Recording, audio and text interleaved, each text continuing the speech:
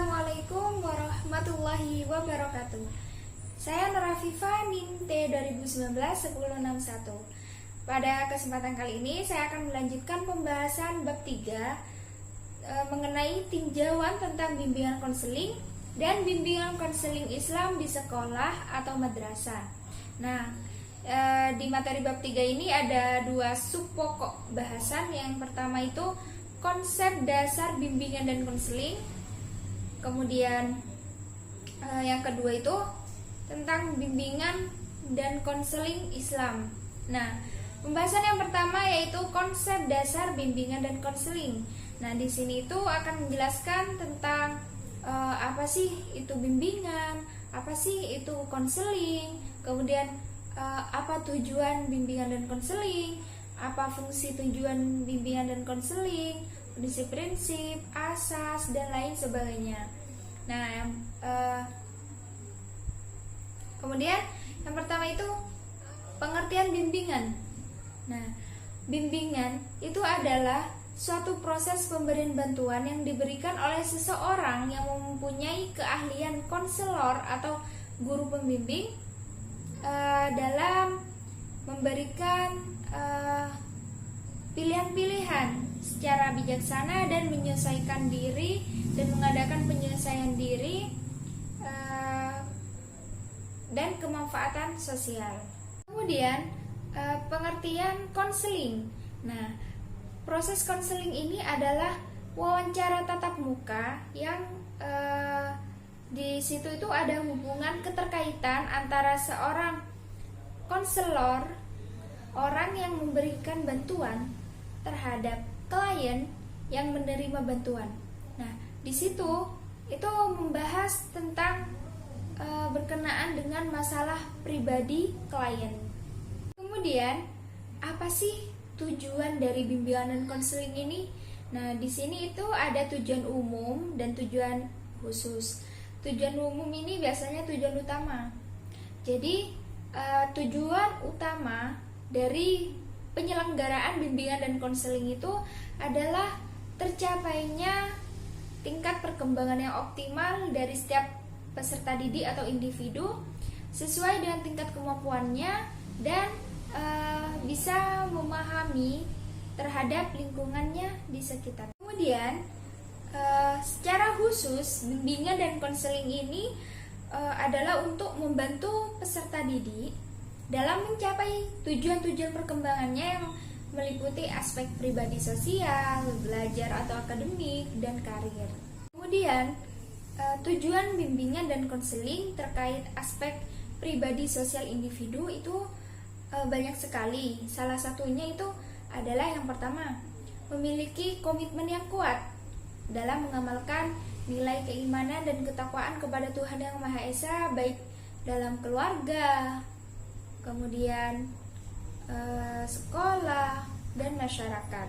Kemudian yang kedua itu toleransi antar umat beragama lain, saling menghormati, terus menghormati hak dan kewajiban masing-masing. Kemudian tujuan bimbingan dan konseling terkait aspek belajar atau akademik. Nah, salah satu contohnya itu yang pertama, memiliki kebiasaan yang positif. Seperti contohnya mempunyai kebiasaan membaca buku, kemudian disiplin dalam belajar, terus aktif dalam semua kegiatan yang diprogramkan dalam belajar. Kemudian yang kedua itu memiliki kemampuan dan kesiapan dalam menghadapi ujian. Kemudian tujuan dan bimbingan konseling terkait aspek karir. Nah, di sini tuh salah satu contohnya memiliki kemampuan pemahaman diri terkait dengan suatu pekerjaan, kemudian memiliki sikap yang positif terhadap dunia kerja, kemudian memiliki pemahaman terkait kemampuan, kemudian minat, dan lain sebagainya. Kemudian, apa sih fungsi dari bimbingan dan konseling itu? Nah, di sini ada 4 fungsi. Yang pertama fungsi pemahaman, yang kedua fungsi pencegahan, kemudian fungsi pengentasan, dan fungsi pemeliharaan dan pengembangan. Nah, yang pertama ini fungsi pemahaman. Jadi di sini tuh fungsi dari bimbingan dan konseling itu menghasilkan pemahaman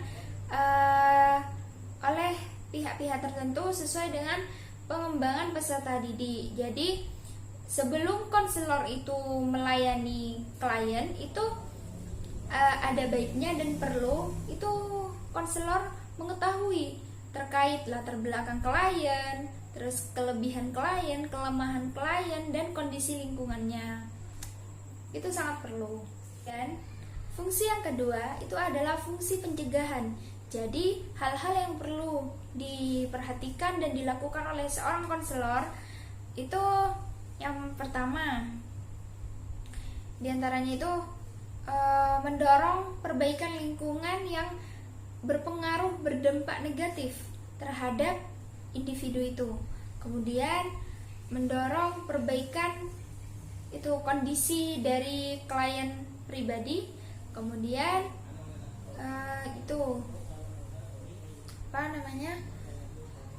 mendorong individu untuk tidak melakukan sesuatu yang akan memberikan risiko yang sangat besar, akan tetapi mendorong kepada individu untuk melakukan sesuatu hal yang dapat memberikan manfaat terhadap dirinya. Kemudian fungsi yang ketiga ini adalah fungsi pengentasan. Jadi dalam upaya pengentasan masalah ini secara sebenarnya itu pada dasarnya dilakukan secara perorangan karena setiap masalah itu unik. Jadi dari keunikan itu para konselor itu harus dan perlu adanya memiliki ketersediaan bahan maupun keterampilan dalam menangani masalah yang beraneka ragam yang dihadapi oleh seorang klien tersebut. Kemudian fungsi yang keempat ini fungsi pemeliharaan dan pengembangan. Jadi dalam fungsi pemeliharaan dan pengembangan dalam layanan bimbingan dan konseling itu dapat membantu peserta didik untuk memelihara dan mengembangkan sesuatu yang baik yang ada dari dalam individu itu sendiri, sehingga menghasilkan kepribadian yang mantap, terus terarah dan berkelanjutan. Kemudian bagaimana sih prinsip-prinsip yang ada di dalam bimbingan dan konseling itu? Nah, jadi prinsip-prinsip itu adalah landasan praktis atau aturan main yang harus diikuti oleh seorang konselor maupun klien dalam proses bimbingan dan konseling di sekolah atau madrasah. Seorang konselor itu memiliki kewajiban dalam memberikan bahan, bidang, ataupun jenis pendukung lainnya dalam proses bimbingan dan konseling kepada sejumlah klien atau peserta didik.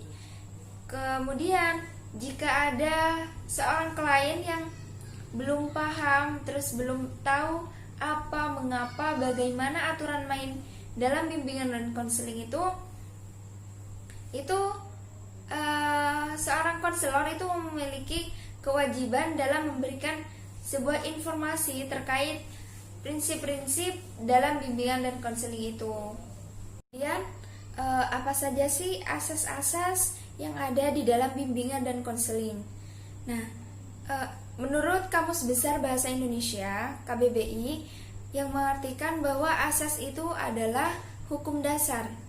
Nah, macam-macam asas dalam bimbingan dan konseling itu banyak sekali. Di antaranya yang pertama, asas kerahasiaan. Jadi, setiap masalah yang dihadapi klien itu sifatnya ada yang rahasia, sangat rahasia. Jadi, seorang klien ketika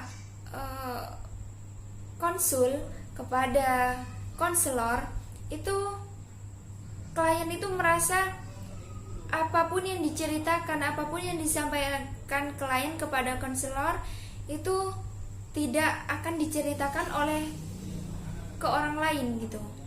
Jadinya sifatnya rahasia, sangat tertutup. Kemudian asas yang kedua ini asas kesukarelaan. Jadi dalam proses bimbingan dan konseling itu diharapkan dilakukan secara sukarela terkait dari pihak konselor maupun klien. Klien itu setidaknya atas dasar sukarela dalam menyampaikan masalahnya terkait seluk-beluk kenapa masalah itu terjadi, bagaimana. Kemudian yang konselor itu juga atas dasar sukarela memberikan bantuan, memberikan solusi terkait masalah yang dihadapi oleh klien itu, yaitu secara khusus kita itu sebut dengan dasar sukarela itu ikhlas dan tanpa terpaksa. Dan asas yang keempat ini asas keterbukaan. Jadi perlu adanya keterbukaan dari konselor maupun klien. Nah, klien ini hendaknya membuka diri dan berbicara sejujur-jujurnya terkait masalah yang dihadapi oleh seorang klien tersebut. Kemudian yang khusus untuk konselor ini juga membuka diri dan tidak dibuat-buat dalam menolong si klien itu. Dan asas yang ketiga itu adalah asas kekinian. Jadi masalah yang ditanggulangi, yang mau diselesaikan itu adalah masalah yang sedang dihadapi, bukan masalah lampau ataupun masalah yang akan datang. Kemudian asas yang kelima ini adalah asas kemandirian. Jadi asas di sini tuh ingin menjadikan klien atau peserta didik agar bisa menjadi mandiri, tidak bergantung dengan orang lain.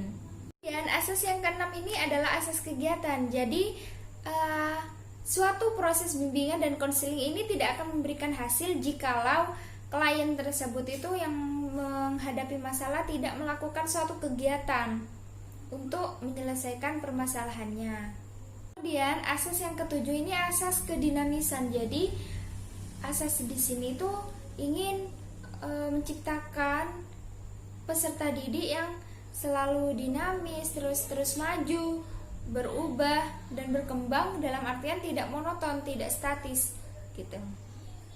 Kemudian aspek selanjutnya ini adalah aspek keterpaduan. Jadi di sini tuh antara bimbingan dan konseling itu memadukan sebuah aspek kepribadian dari klien tersebut. Asas yang selanjutnya ini adalah asas kenormatifan. Jadi asas atau usaha dalam bimbingan konseling ini tidak boleh bertentangan dengan norma yang berlaku. Jadi harus sesuai dengan norma-norma yang berlaku dan sifatnya itu harus diikuti. Dan asas yang selanjutnya ini adalah asas keahlian. Jadi seorang konselor ini harus benar-benar ahli dalam menangani suatu kasus masalah klien. Jadi dapat langsung teratasi. Dan asas yang selanjutnya ini adalah asas alih tangan. Jadi jikalau konselor ini sudah berusaha segenap kemampuannya dalam menangani kasus klien itu, akan tetapi klien tersebut itu belum merasa puas, belum merasa masalahnya itu belum teratasi gitu. Jadi konselor ini dapat mengirim klien individu itu ke badan petugas yang lebih ahli. Kemudian asas yang ke-12 ini, asas yang terakhir ini adalah asas tuturi handayani, di mana asas bimbingan konseling ini berupaya untuk menciptakan rasa aman, di mana menimbulkan sebuah pengayoman dan memberikan keteladanan, kemudian memberikan dorongan dan motivasi kepada klien untuk terus maju.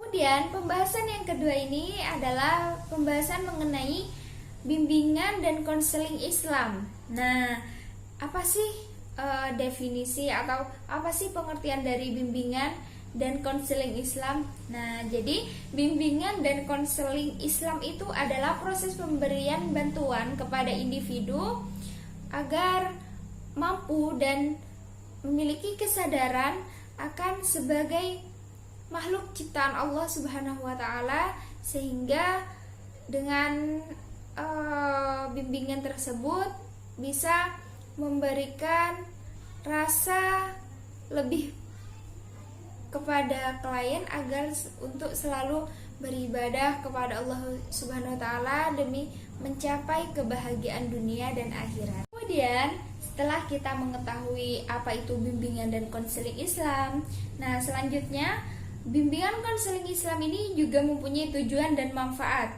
Jadi tujuan bimbingan konseling Islam itu ada dua, tujuan umum dan tujuan khusus. Nah, tujuan umum ini membantu peserta didik atau membantu individu untuk menjadi manusia yang seutuhnya agar mencapai kebahagiaan dunia dan akhirat. Sedangkan tujuan khusus ini membantu individu agar tidak mempunyai masalah, kemudian membantu individu untuk mengatasi masalah yang dihadapinya, kemudian membantu individu dalam memelihara dan mengembangkan potensi yang baik yang ada di dalam dirinya sendiri, sehingga tidak muncul atau tidak timbul suatu permasalahan bagi dirinya maupun orang lain. Dan setelah kita bahas tentang tujuan, nah selanjutnya adalah manfaat dari bimbingan konseling Islam itu. Nah, manfaat dan bimbingan konseling Islam ini adalah membantu individu dalam rangka upaya mengetahui, mengenal, dan memahami segala kekurangan, terus kelebihan yang ada di dalam dirinya, sehingga mampu mengaktualisasikan dirinya dengan segala yang bermanfaat untuk kehidupan yang bermakna di kemudian hari. Kemudian, fungsi bimbingan konseling Islam itu bagaimana sih? Nah, jadi fungsi bimbingan konseling Islam itu sebenarnya sama dengan fungsi bimbingan konseling pada umumnya. Akan tetapi, fungsi bimbingan dan konseling Islam ini ada tambahan satu fungsi, yaitu fungsi advokasi. Nah, jika fungsi bimbingan konseling umumnya itu kan ada 4 fungsi. Jadi kalau fungsi bimbingan konseling Islam itu ada 5, yaitu fungsi pemahaman, fungsi pencegahan, fungsi pengentasan, fungsi pemeliharaan dan pengembangan, kemudian fungsi advokasi. Nah, fungsi advokasi di sini adalah menghasilkan pembelaan terhadap peserta didik atau klien dalam upaya mengembangkan potensinya secara optimal. Kemudian pembahasan selanjutnya ini adalah prinsip dan asas-asas bimbingan dan konseling Islam. Nah, prinsip-prinsip bimbingan konseling Islam ini ada 3. Yang pertama prinsip iman, yang kedua prinsip Islam, dan yang ketiga prinsip ihsan. Nah, prinsip iman ini adalah Allah menyuruh kita untuk beriman dan menyembah Allah Subhanahu wa taala. Kemudian di prinsip iman ini akan membentuk beberapa karakter keimanan. Yang pertama itu karakter Rabbani. Jadi di situ itu menciptakan suatu individu klien yang mampu menginternalisasikan Asmaul Husna dalam kehidupan sehari-harinya. Contohnya mempunyai rasa kasih sayang, kemudian ingin selalu memberi kepada orang lain, kemudian bijaksana, dan lain sebagainya. Kemudian karakter kedua dari kepribadian iman itu adalah karakter maliki. Jadi mampu menginternalisasikan malaikat yang selalu menjalankan perintah Allah. Jadi dia sadar bahwa setiap gerak-geriknya dalam kehidupan sehari-hari selalu diawasi, kemudian dilihat dan dicatat oleh para malaikat. Kemudian karakter yang ketiga ini karakter Qur'ani. Jadi dapat menginternalisasikan nilai-nilai Al-Qur'an dalam kehidupan sehari-harinya, sehingga mampu membaca, memahami, dan mengamalkan nilai-nilai Al-Qur'an dalam setiap tindakan atau perilakunya, sehingga dapat berjiwa Qur'ani. Kemudian karakter yang keempat ini karakter Rasuli. Jadi diharapkan seorang konselor ini dapat bersifat seperti Rasul yang jujur, amanah, cerdas, dan menyampaikan informasi dengan nyata, dengan objektif, tidak mengada-ngada. Jadi konselor di sini itu harus memberikan perhatian yang penuh kepada klien atau peserta didik atau individu dalam membantu masalahnya dan dilakukan dengan keikhlasan hati.